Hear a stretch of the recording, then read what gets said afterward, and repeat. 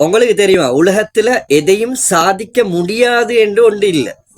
ஒரு காலத்துல சொல்லப்பட்டுச்சு என்னன்னு சொன்னா, நான் செவ்வாய்க்கு போறேன், செவ்வாழ மனித குலத்தை அங்க வாழ வைக்க போறேன்னு சொன்னோடனே அவரோட இருந்த பலர் சிரிச்சாங்க.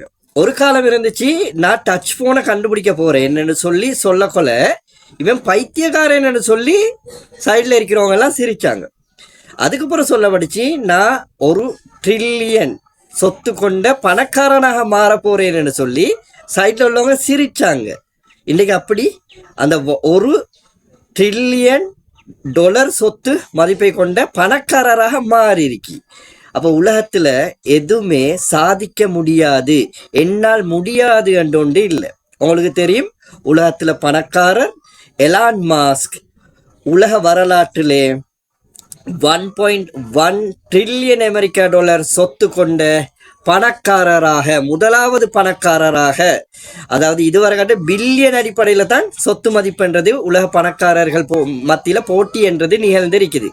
ஆனா இதுதான் உலகத்துல முதலாவது தடவை 1 ட்ரில்லியன் சொத்து மதிப்பு கொண்ட பணக்காரர் என்ற பேரை எலான் மாஸ்க், உங்களுக்கு தெரியும் எலான் மாஸ்க் XAIன்னு சொல்ற ஸ்டார்லிங்க்ஸ், ஸ்பேஸ் எக்ஸ், அதே மாதிரி நாங்கள் பார்த்தோம்னா டெஸ்லா, இந்த 4 நிறுவனங்களோட சொத்து என்றது நாளுக்கு நாள் பங்கு சந்தை ஷேர் மார்க்கெட்ல வளர்ச்சி அடைந்து இந்த 1.1 ட்ரில்லியன் சொத்து மதிப்பு கொண்ட ஒருத்தராக மாறி இருக்கிறாரு.